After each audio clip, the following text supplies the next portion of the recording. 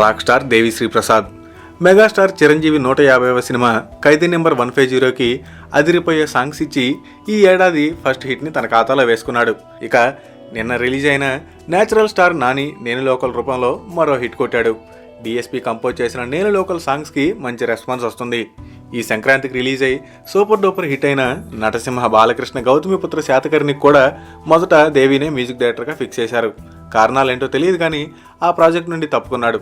ఒకవేళ చేసుంటే టాలీవుడ్లో ఇద్దరి అగ్ర హీరోల మైల్ స్టోన్ మూవీస్కి మ్యూజిక్ ఇచ్చిన ఘనత దక్కేది తనకి. చిరుకి 150, బాలయ్యకి 100వ సినిమాలు అన్న సంగతి తెలిసిందే. ఇప్పుడు డిఎస్పీ రెమ్యునరేషన్ గురించి ఓ మాట వినబడుతుంది. పెద్ద హీరోల దగ్గర నుండి కొత్త హీరోల వరకు అందరికీ అదిరిపోయే ఆల్బమ్స్ ఇచ్చే దేవి ఒక సినిమాకి ఎంత తీసుకుంటాడంటే 2,50,00,000 అంట. మరీ తనకు దగ్గర వారైతే ఓ 25 లక్షలు తగ్గిస్తాడట. రెమ్యునరేషన్ కాక లిరిసిస్ట్, సింగర్స్ అండ్ రికార్డింగ్కి వేరే పేమెంట్ ఇవ్వాల్సి ఉంటుందట.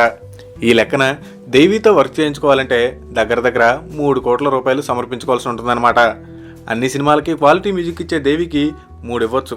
తనంత డిమాండ్ చేసినా వెనకాడకుండా నిర్మాత, దర్శకులు అతనితోనే పనిచేయించుకుంటున్నారంటే అది అతని టాలెంట్కి వాళ్ళు ఇచ్చే రెస్పెక్ట్ అనుకోవాలి. Please subscribe TFC Media channel for more information and latest current updates. Thank you. Do subscribe to TFC Media channel for more celebrity updates.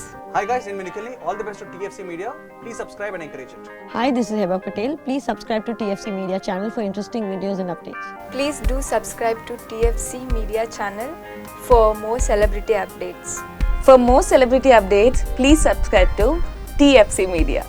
Hi, this is actress Nandita Shweta, TFC Media Private Limited. All the best.